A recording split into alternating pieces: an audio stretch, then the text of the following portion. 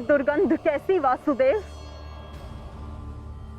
ये दुर्गंध उन वीरों के शवों की है जिन्होंने इस महायुद्ध में अपना बलिदान दिया है माता, परंतु जिन्हें अंतिम संस्कार का अवसर भी ना मिला। ये दुर्गंध यहाँ हुए भीषण संहार के एक एक क्षण का अनुभव करा रही है मुझे। तुमने छल से मेरे एक एक पुत्र का वध कराया है वासुदेव। अपने दिए गए श्राप पे मुझे कतई भी पश्चाताप नहीं है। इस युद्ध से किसी को कुछ प्राप्त नहीं हुआ। ये युद्ध सबके लिए दुर्भाग्य ही साबित हुआ है और तुम्हारे लिए भी ये दुर्भाग्य ही साबित होगा। और आज मेरे श्राप के रूप में तुम भी उस युद्ध से दुर्भाग्य ही लेकर जाओगे। जब आप मुझे अपराधी मान ही चुकी हैं, जब आप मुझे दंड दे ही चुकी हैं,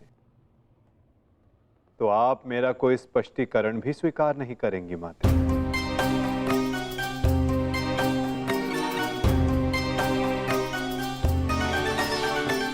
परंतु सत्य का भान आपके लिए आवश्यक है माता। जिनकी दृष्टि से इस महायुद्ध का कोई भी क्षण, कोई भी छल अनदेखा नहीं गया है माते। अब वीर बारबरी आपको सत्य का भान करवाएंगे।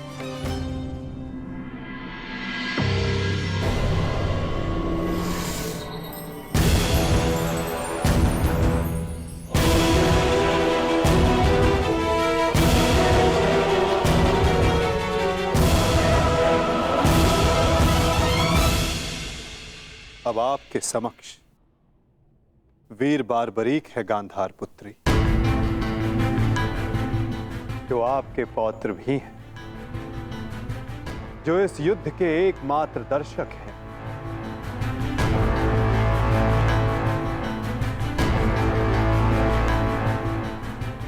वो बारबरी जिन्होंने अपना शीश दान किया और अमर हो गए।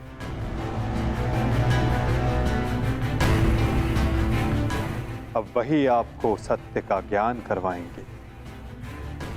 वीर बारबरीक की दृष्टि से इस महाभारत का कोई भी पल और छल अनदेखा नहीं रहा है माता। अब बारबरीक आपको सत्य बताएंगे। पुत्र बारबरीक, तुम स्वयं बताओ, क्या वासुदेव ने छल से मेरे पुत्रों का वध नहीं करवाया है? यदि तुमने इस युद्ध का एक एक क्षण निष्पक्ष होकर देखा है, तो बताओ, कौरव वंश के वट वृक्ष महामहिम भीष्म, जिन्हें इच्छा मृत्यु का वरदान था, क्या वासुदेव ने उन्हें अपने छल से धराशाही नहीं करवाया है? क्या वासुदेव ने द्रोण पुत्र अश्वत्थामा की मृत्यु का छल रचकर आचार्य द्रोण का वध नहीं करवाया है? क्या मेरे पुत्र दुर्योधन की रक्षा कर रहे उसके मित्र कर्ण को छल से नहीं मरवाया है वासुदेव ने? पुत्र दुर्योधन पर युद्ध के नियमों के विरुद्ध जाकर प्रहार किया गया, क्या वो वासुदेव का छल नहीं था? मेरे समस्त 100 पुत्रों के वध का कारण केवल वासुदेव है। क्या ये भी सत्य नहीं है बारबरीक?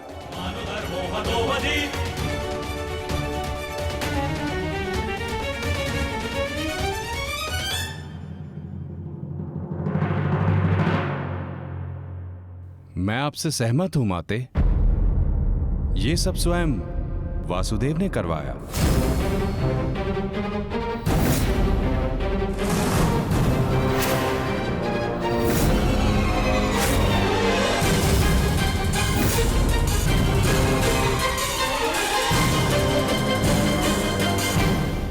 परंतु माते, आप किन 100 पुत्रों की बात कर रही हैं? कौन भीष्म, कौन कर्ण, कौन द्रोण और कौन अभिमन्यु? सत्य तो यह है माते कि कुरुक्षेत्र में कोई था तो केवल एक पुरुष, वासुदेव कृष्ण। न कोई भीष्म, न कोई द्रोण और न ही अंगराज कर्ण। जिस पर प्रहार हुए वो वासुदेव ही थे, और जिसने प्रहार किए वो भी वासुदेव ही थे। उनके अतिरिक्त कुरुक्षेत्र में कोई और उपस्थित नहीं था माते। ये तुम क्या कह रहे हो बर्बरिक? इसका क्या अर्थ है? इसका अर्थ शब्दों से नहीं, दृश्यों से समझ आएगा राजमाता।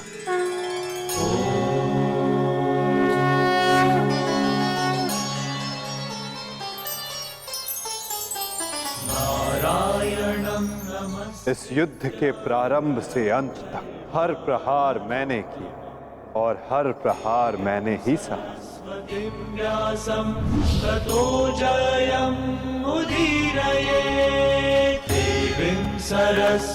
धर्म स्थापना के लिए धनुष, गदा, खड्ग, ये सब मैंने ही उठाए और इन सारे अस्त्रों का हर एक प्रहार मैंने ही सहा।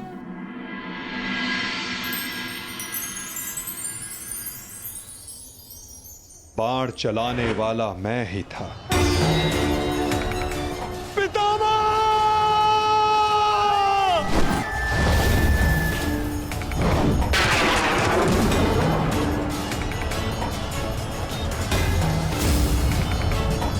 और उस बाण को अपने शरीर पर लेने वाला भी मैं ही था।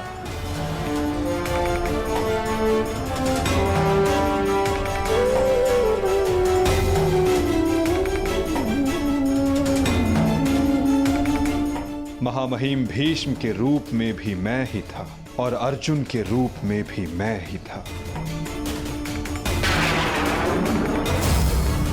और सरशैया पर लेटने वाला भी मैं ही था। अभिमन्यु बनकर चक्रव्यूह मैंने ही तोड़ा।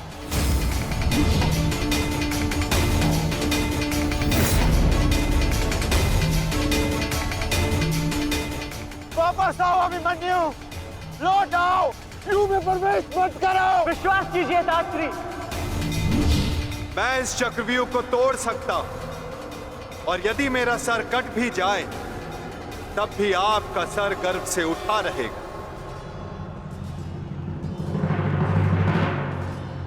और उस दिन मुझे ही घेर कर मारा गया।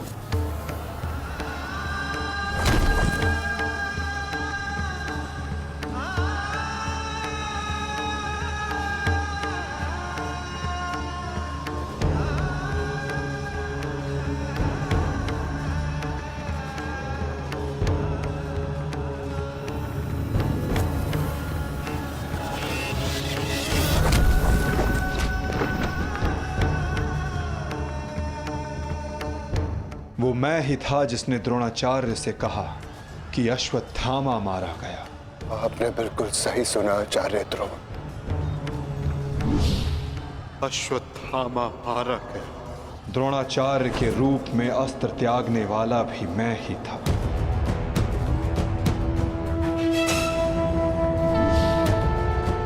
परंतु वो एक मनुष्य नहीं, एक हाथी था।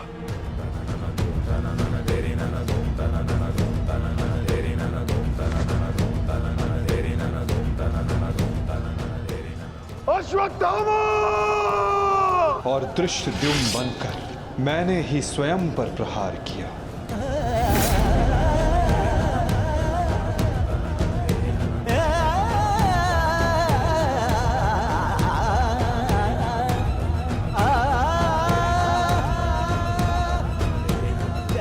और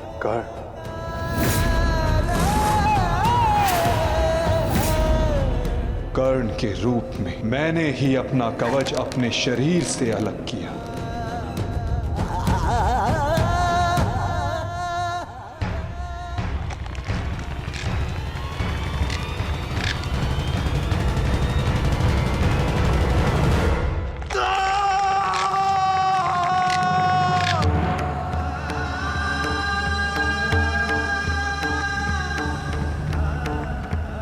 युद्ध के मध्य में मेरे ही रथ का चक्र धंसा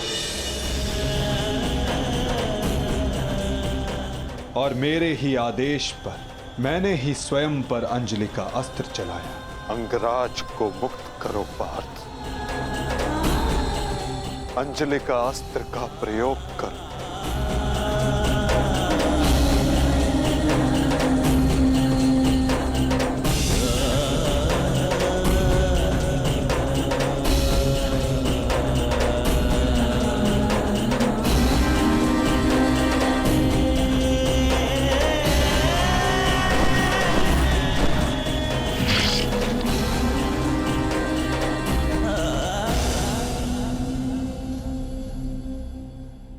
दुर्योधन के रूप में मेरी ही जंघा पर प्रहार करके मेरा ही अंत किया गया।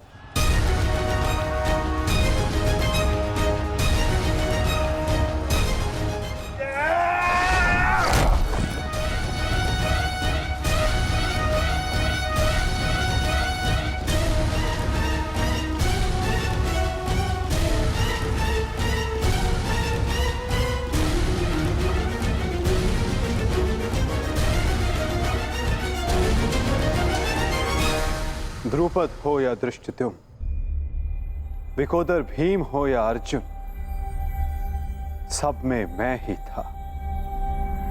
मैं ही विजयी हुआ और मैं ही पराजित हुआ।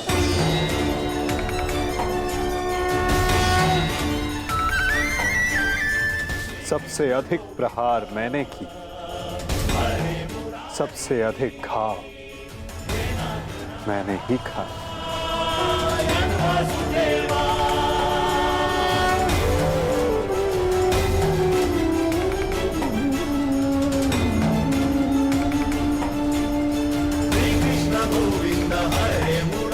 18 दिनों के इस महासंहार हर बार मृत्यु मेरी ही हुई। गिरता था जो घायल होकर रणभूमि में वो मैं ही था। अश्वत्थामा के अंगों से रक्त पीप श्वेत बनकर मैं ही युग युगांतर तक भटकूंगा। जीवन मैं तो मृत्यु भी मैं ही।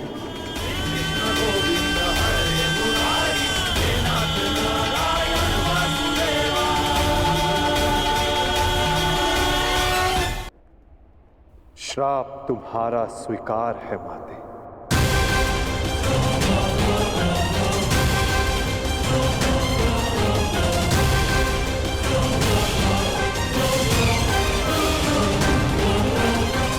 परंतु जब सब आपने किया तो ये माया क्यों मेरे वासुदेव?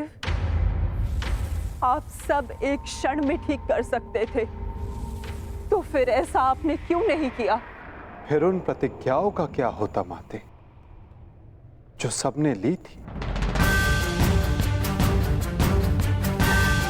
उन अपराधों के दंड का क्या होता, जो सबने किया? उन कष्टों का पुरस्कार क्या होता, जो धर्म ने सहे? उस सीख का क्या होता, जो इस युद्ध में हुए हर मृत्यु से मानव जाति को मिले और जो संसार में प्रलय आने तक उनका मार्गदर्शन करेगी?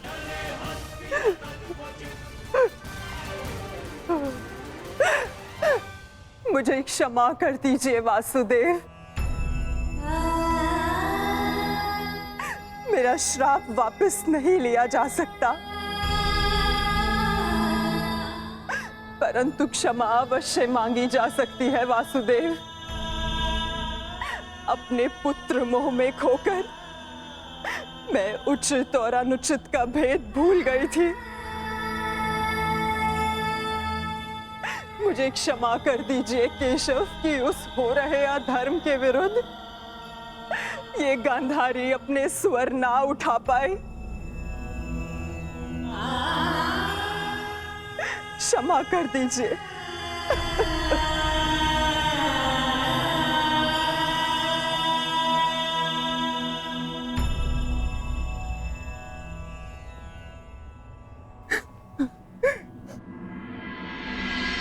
नहीं माते। किसी का अंत किसी के श्राप से नहीं होता। यदि किसी का अंत होता है तो स्वयं के पापों से। यदि यदुवंश का अंत होगा तो आपके श्राप से नहीं माते, अपितु स्वयं के पाप कर्मों से।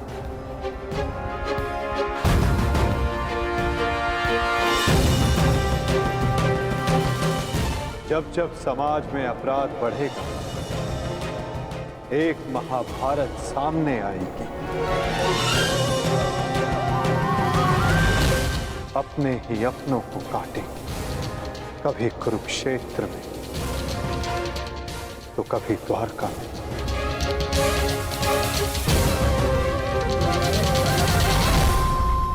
माते, यदि आप कुछ करना चाहती हैं तो अपने मन के इस प्रतिशोध की अग्नि को शांत कीजिए और पांडवों को आशीष दीजिए। युधिष्ठिर का राज्य अभिषेक करवाइए और धर्म स्थापना में आपका ये योगदान और आपका आशीष आवश्यक है माते।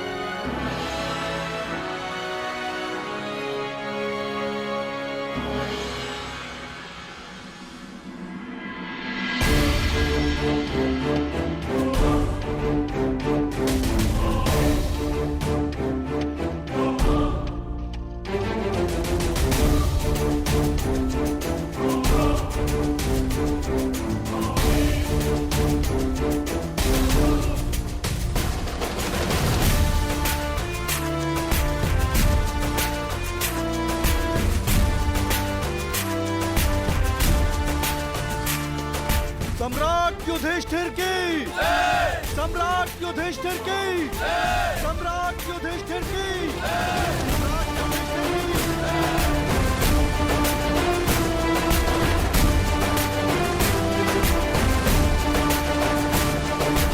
धर्मराज, केवल एक ही वीर था जो परिवर्तन के लिए अंतिम श्वास तक लड़ा। महारथी सूर्य पुत्र कर्ण।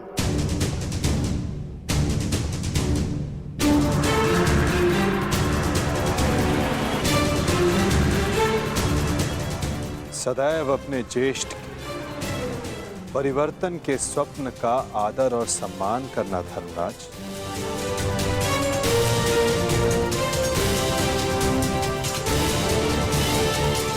सम्राट पद पर स्थापना के पश्चात मैं पहली घोषणा करता हूं,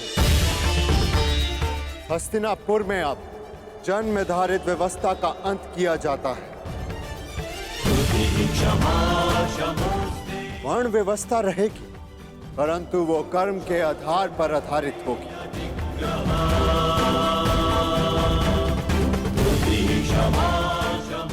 सूत हो या शूद्र हो, सबको शिक्षा का समान अधिकार दिया जाएगा और योग्यता के आधार पर काम, सम्मान और समानता का अधिकार सबको दिया जाएगा। यही धर्म स्थापना की नींव है और यही परिवर्तन का प्रारंभ। सम्राट युधिष्ठिर की, सम्राट युधिष्ठिर की, सम्राट युधिष्ठिर की, सम्राट युधिष्ठिर की। मुझे विश्वास है कि मेरे पश्चात परिवर्तन का अध्याय प्रारंभ होगा।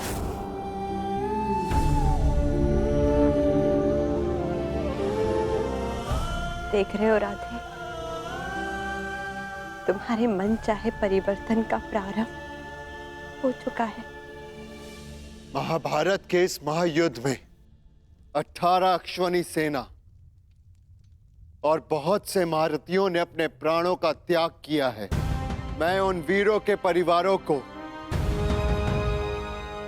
नमन करता हूं।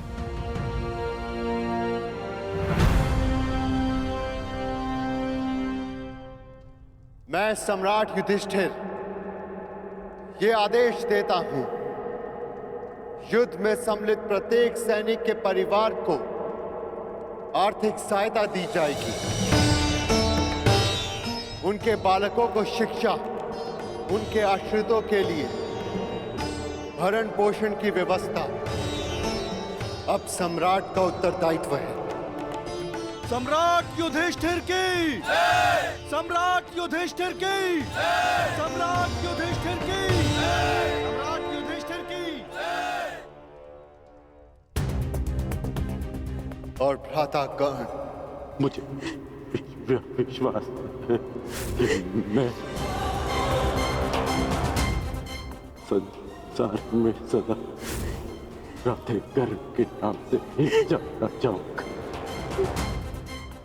राधे कर्ण के द्वारा सुझाए गए प्रतिरूप के आधार पर राज्य में समानता की एक नई व्यवस्था विकसित की जाएगी।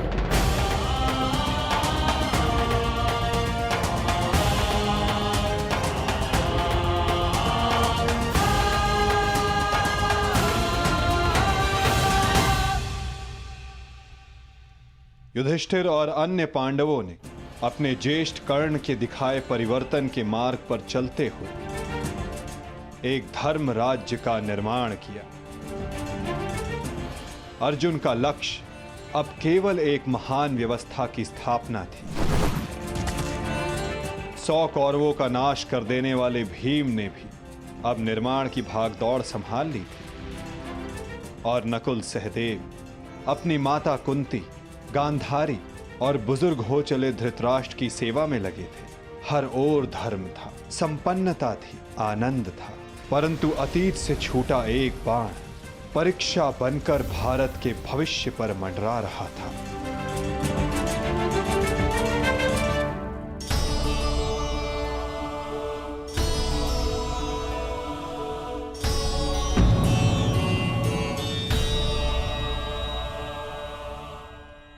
आप सबसे ज्येष्ठ हैं भ्राताश्री। इस स्थान पर आपका अधिकार है, परंतु फिर भी आप ये स्थान रिक्त क्यों रखते हैं?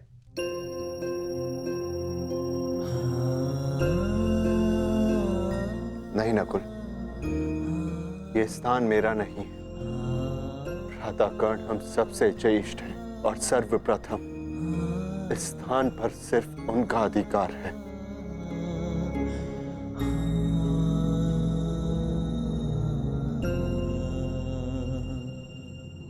साम्राज्ञी, क्या हुआ दासी? इतनी व्यग्र क्यों हो? युवरानी उत्तरा को प्रसव पीड़ा होना आरंभ हो चुका है।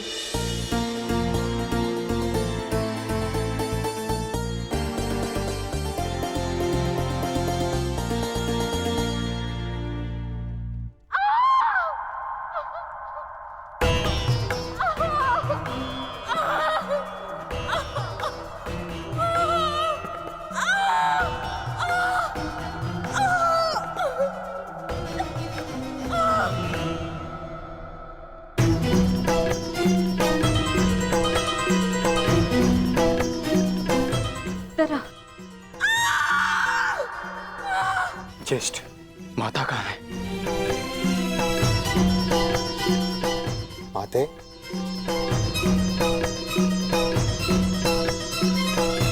माता, माता वो उत्तरा। हम भीतर जाकर देखते हैं। जी, जी।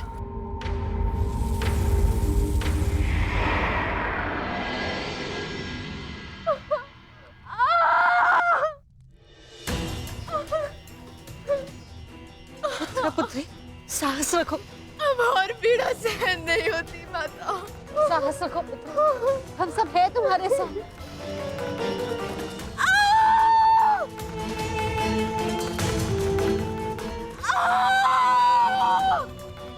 माता, प्रसव पीड़ा तो सबको होती है, परंतु उत्तरा के लक्षण गंभीर हैं।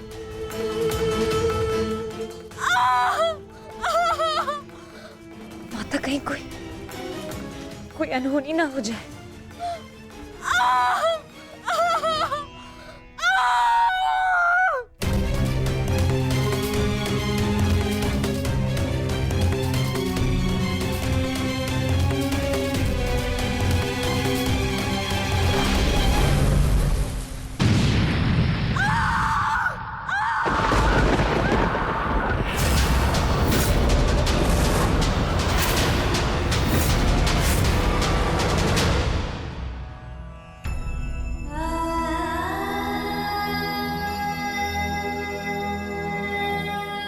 ये क्या अनर्थ हो गया?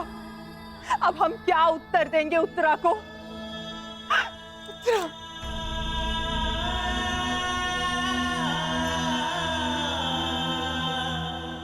क्या अनर्थ कर दिया अश्वत्थामा ने।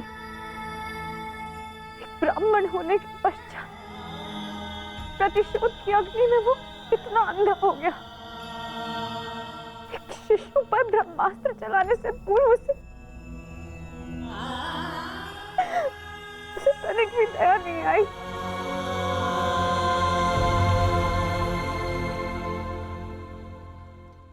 क्षमा कीजिए महाराज, किंतु हम शिशु नहीं बचा सके।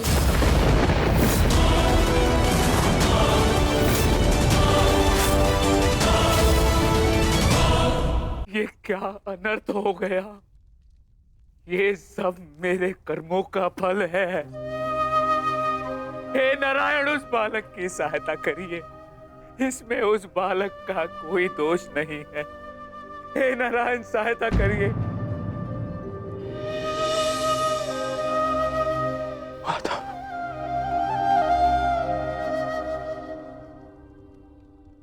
माता, कुछ कीजिए माता, कुछ कीजिए। मैं आपसे विनती करता हूँ, हमारे वंश के अंतिम बीज की रक्षा कीजिए, अन्यथा हमारा वंश समाप्त हो जाएगा।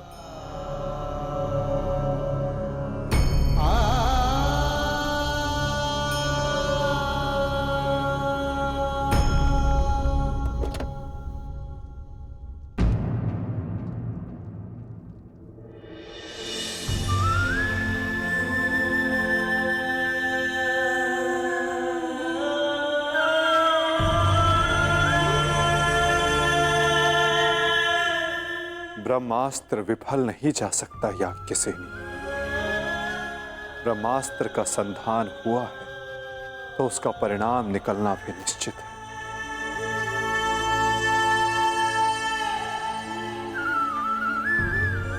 क्या यही धर्म स्थापना है माधव? इस अजन्मे शिशु का क्या दोष जो इसे भी अधर्म का मूल्य अपने प्राण देकर चुकाना पड़ा?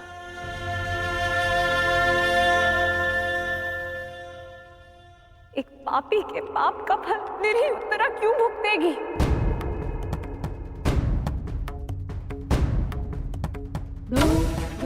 माधव, वो तो इस युद्ध में सम्मिलित भी नहीं थी, परंतु इस युद्ध में उसने अपना सब कुछ खो दिया। अपने पिता, अपना भाई, अपना पति और अब अपना पुत्र।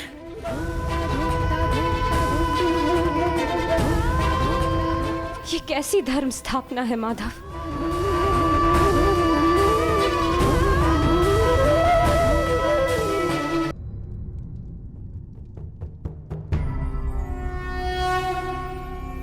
यदा यदा हि धर्मस्य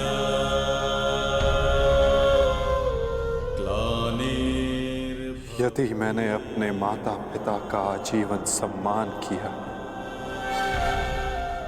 यदि मैंने अपने गुरु की गुरु दक्षिण संपूर्ण मन से दी, यदि मेरे जीवन का हर कार्य का उद्देश्य शुभ रहा है,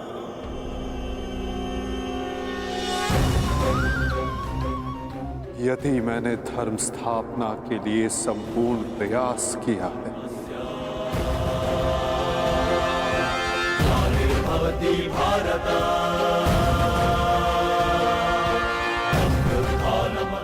तो ये बालक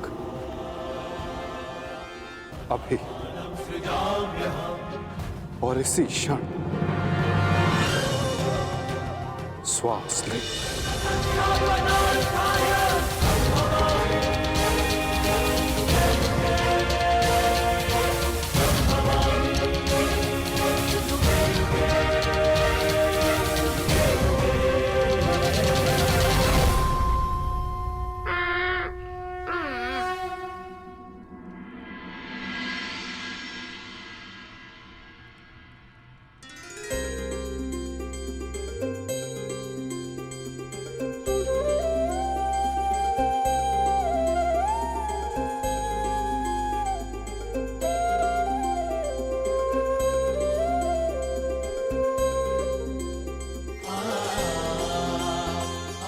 अपने जीवन की सबसे कठिन परीक्षा में सफल हुआ है ये बालक। ब्रह्मास्त्र की कठिन परीक्षा में खरा उतरा है ये बालक,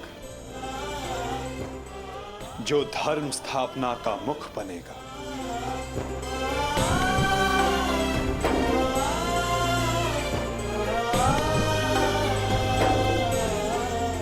परीक्षित।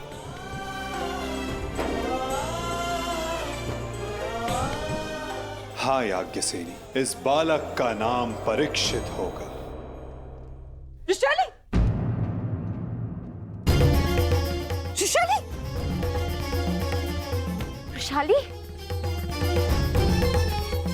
विशाली! पुत्र विशाली!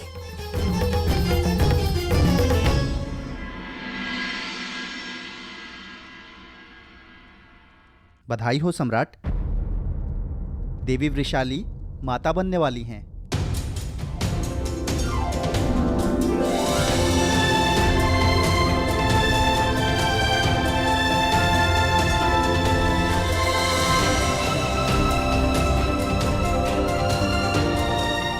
प्रभु को कोटि कोटि धन्यवाद। आज एक दिन में दो शुभ समाचार मिले। अब परिवर्तन के दो सूर्य चमकेंगे हस्तिनापुर।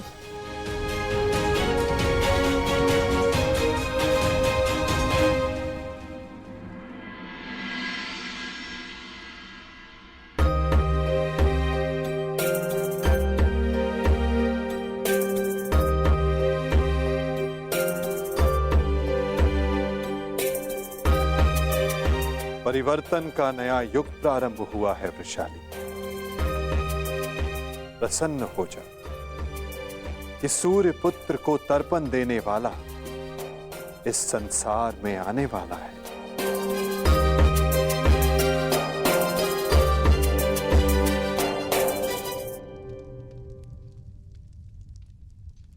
अब आप सब मुझे आज्ञा दीजिए।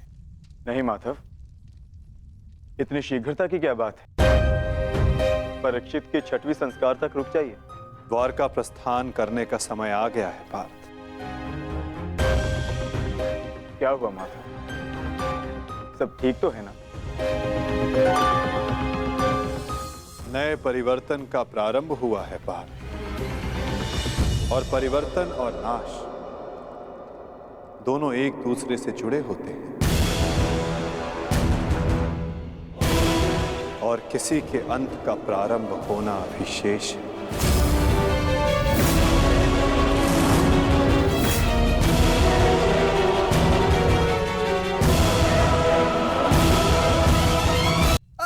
बचाओ बचाओ बचाओ!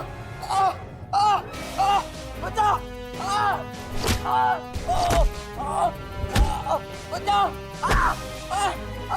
मैं तेरा अंत कर दूंगा। जानता है मैं कौन हूँ? मैं हूँ इस द्वारिका का भविष्य, सांब।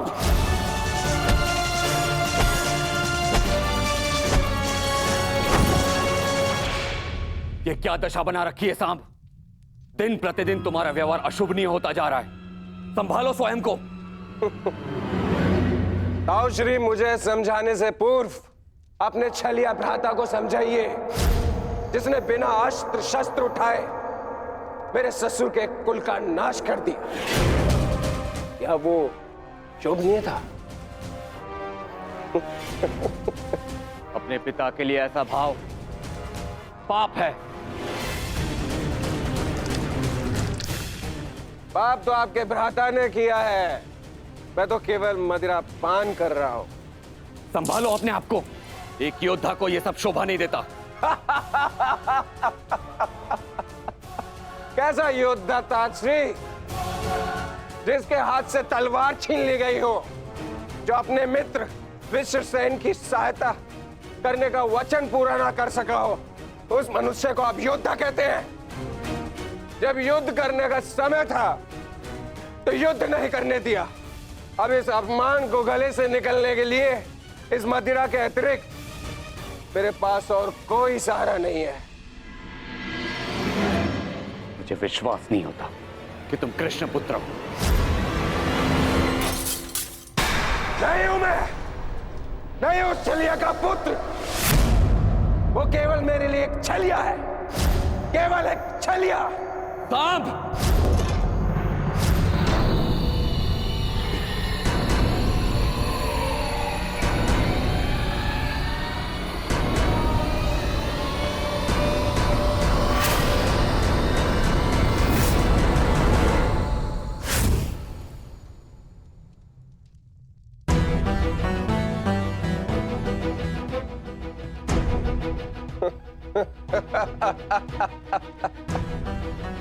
आइए आइए आइए द्वारिकाधीश, आइए।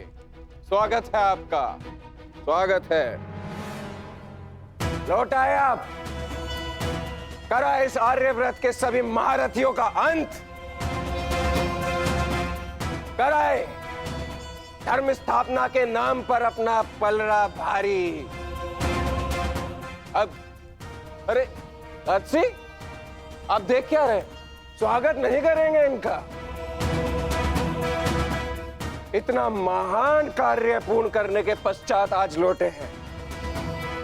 आज तो राजभवन में उत्सव होना चाहिए। पांचाल, काशी, मगध, छेदी, सभी महाजनपदों के महान शासकों का अंत करवा डाला, सिर्फ धर्म स्थापना के नाम पर। अब क्या बचा पूरे भारतवर्ष में? पूरे भारतवर्ष में सिर्फ दो महान राज्य। पहला द्वारिका, दूसरा हस्तिनापुर।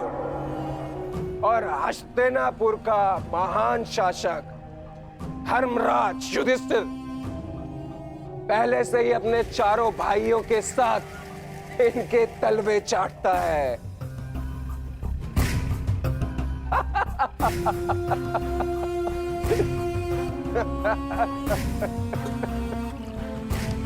बधाई हो, बधाई हो वासुदेव, बधाई हो।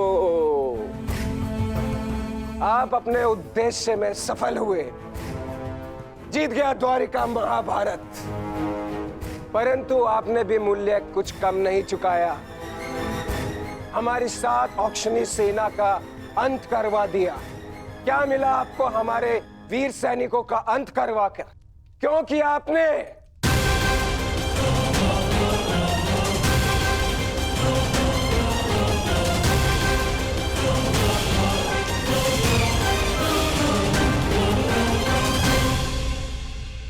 उन सैनिकों ने केवल अपने कर्तव्य का पालन किया था सांब। युद्ध लड़ा, अनेकों को मारा और स्वयं वीर गति को प्राप्त हो गए। उन्होंने तो स्वर्ग की सीढ़ियां पा ली सांब। परंतु तुमने अपने साथ क्या किया है पुत्र? तुमने तो स्वयं के जीवन को ही नर्क बना डाला है। तुमने वचन दिया था ना दुर्योधन और लक्ष्मण को कि महाभारत के युद्ध में तुम नारायणी सेना का नेतृत्व करोगे, तो क्यों नहीं बचाया अपनी सेना को? क्यों छोड़ आए अपने मित्र को अकेला युद्ध में? क्यों साथ नहीं दिया अपने मित्र का साथ, केवल अपने प्राण बचाने के लिए? यदि मैं अपने मित्र की सहायता नहीं कर सका तो केवल आपके कारण। आपने रोका था मुझे। मैंने तुम्हें रोका नहीं था साम, केवल विकल्प दिए थे। विकल्प यार में आपने मुझे भयभीत किया था। भयभीत नहीं किया था साम, मैंने केवल तुम्हें यदुवंशी के नियम स्मरण करवाए थे कि यदि नारायणी सेना परास्त होती तो उसके साथ नारायणी सेना का सेनापति अपनी उपाधि खो देता है। विकल्प मैंने अर्जुन और दुर्योधन को भी दिए थे। दुर्योधन ने युद्ध करना चुना और अर्जुन ने धर्म स्थापना, और तुमने युद्ध में भाग ना लेना चुना साम।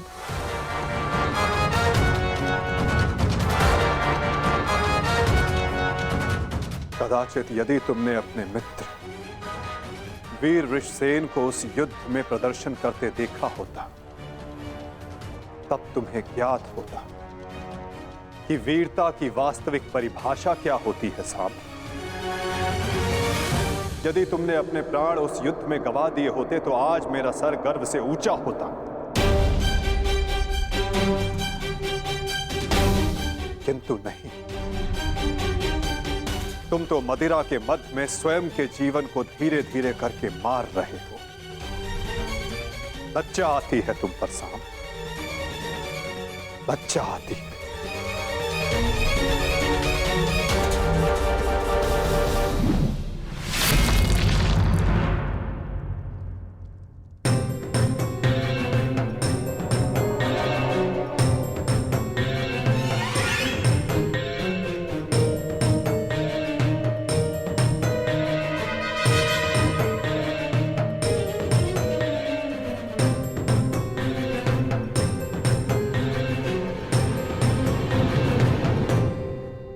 प्रणिपात पिताश्री।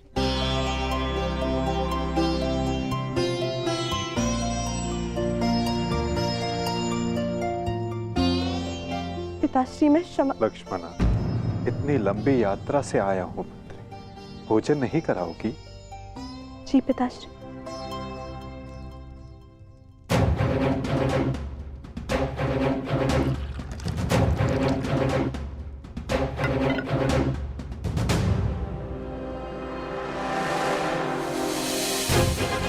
तुमने वचन दिया था ना दुर्योधन और लक्ष्मण को कि महाभारत के युद्ध में तुम नारायणी सेना का नेतृत्व करोगे। क्यों छोड़ आए अपने मित्र को अकेला युद्ध में? क्यों साथ नहीं दिया अपने मित्र का साथ, केवल अपने प्राण बचाने के लिए? यदि तुमने अपने प्राण उस युद्ध में गवा दिए होते तो आज मेरा सर गर्व से ऊंचा होता। लज्जा आती है तुम पर साहब, लज्जा आती है। अपने क्रोध को शांत करो साम। कैसे करूं मैं खुद को शांत?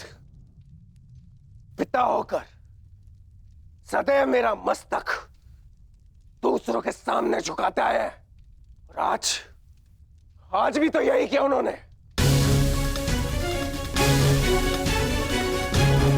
लाओ मुझे दो मित्र।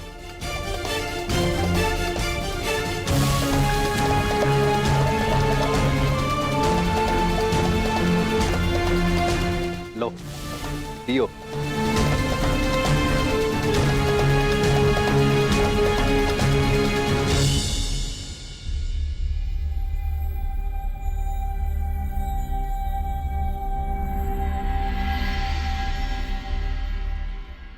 भोजन आराम कीजिए पिताश्री।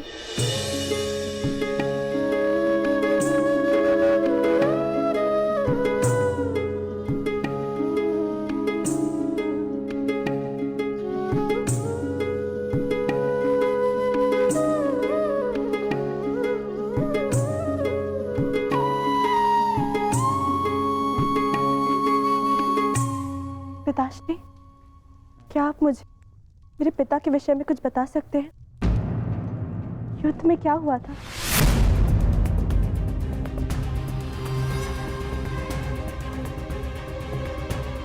निसंदेह तुम्हारे पिता एक वीर और कुशल योद्धा थे पुत्री, और उन्होंने युद्ध में अलौकिक साहस दिखाया। निश्चित रूप से तुम्हारे पिता से बड़ा गदाधारी इस संसार में और कोई नहीं था पुत्री।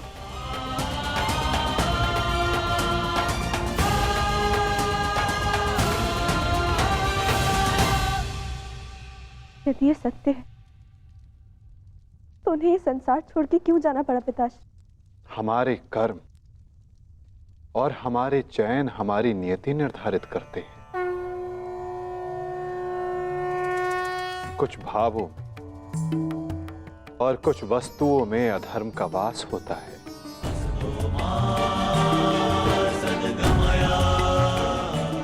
जैसे कि जुआ और मदिरा, ये व्यसन पहले लुभाते हैं और बाद में हमारे ही नाश का कारण बन जाते हैं पुत्री।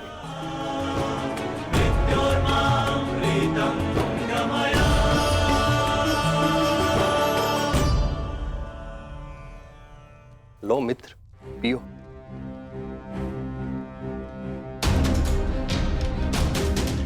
मैं जानता हूं कि तुम बहुत दुखी हो, किंतु चिंता मत करो, तुम्हारे मनोरंजन का प्रबंध कर दिया है मैंने। कैसा मनोरंजन?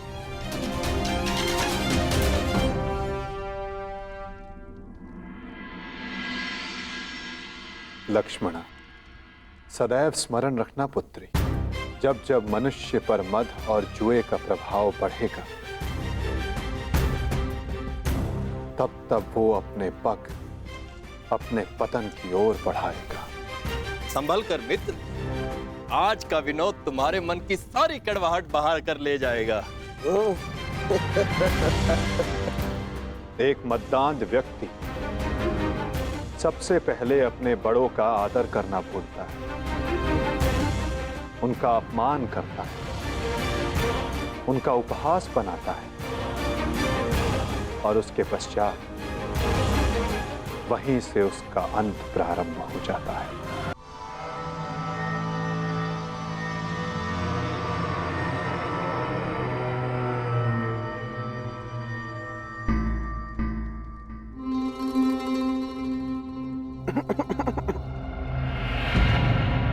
तो आप हैं महान ऋषि, सुना है महात्मा कि आप भविष्य बता सकते हैं। बड़ी प्रशंसा सुनी है आपकी। क्या जानना चाहते हो? यदि ये सत्य है तो बताइए कि इस रमणी को आगे चलकर क्या होगा, पुत्र या पुत्री?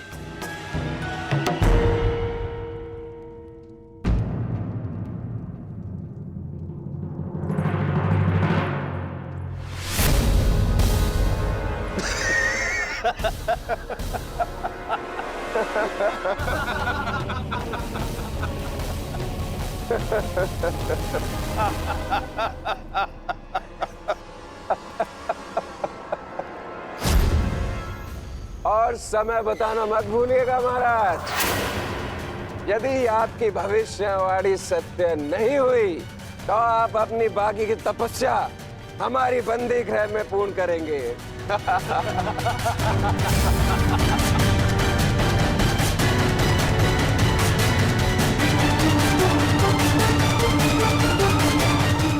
कौन क्यों है महाराज?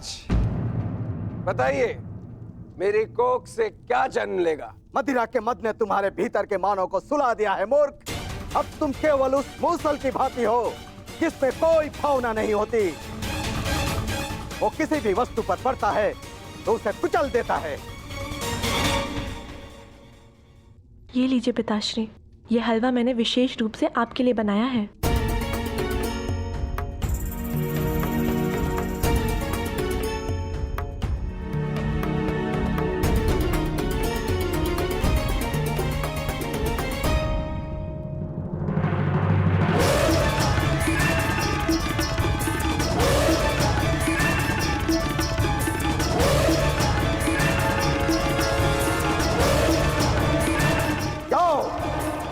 ठीक 1 सप्ताह के पश्चात तुम्हारे पेट से मूसल ही उत्पन्न होगा जो तुम्हारे वंश के विनाश का कारण बनेगा। जिस मदिरा के मद में तुमने मेरा अपमान करना चाहा, वो मदिरा तुम्हारे नाश का कारण बनेगी।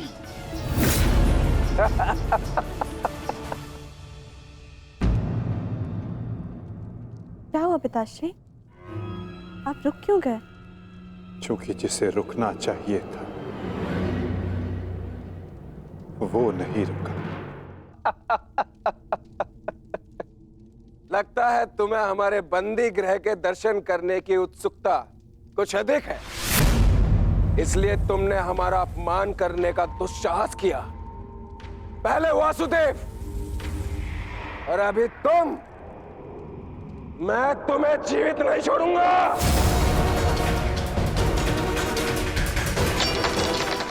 अरे ये क्या कर रहे हो मित्र? शांत हो जाओ और इनसे क्षमा मांगो ताकि अपना श्राप वापस ले ले। ये क्या कह रहे हो तुम? इस पाखंडी से क्षमा मांगू? ये एक पाखंडी है। भला कभी किसी पुरुष के कोख से कुछ जन्मते हुए देखा है? ऐसे ढोंगी साधु से डरने की कोई आवश्यकता नहीं।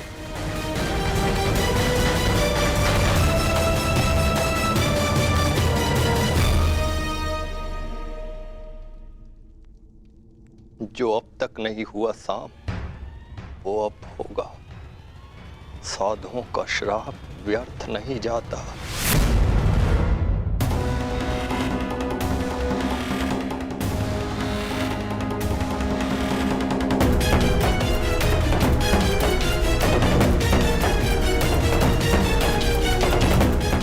मुझे क्षमा करना पुत्री।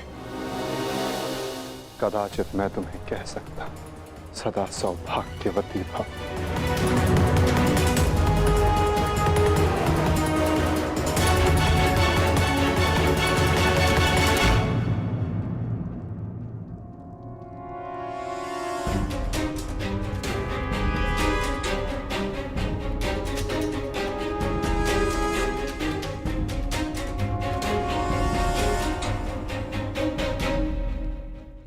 एक साधु का उपहास उड़ाना और उन पर प्रहार करने का प्रयास करना क्षमा के योग्य नहीं है सांब। आपने तो सृष्टि के सभी महारथियों और अनेकों सैनिकों का वध करवाया। क्या वो क्षमा के योग्य है?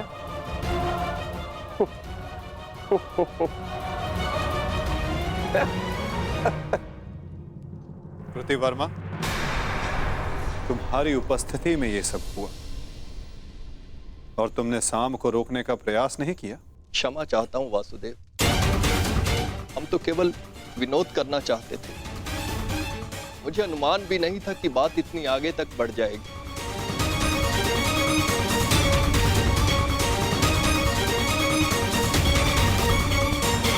कितना समय? 7 दिन।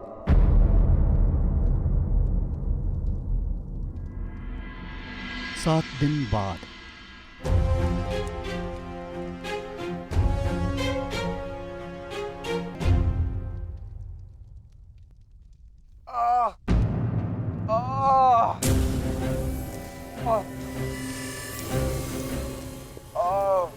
सहायता करो मित्र, मेरी सहायता करो।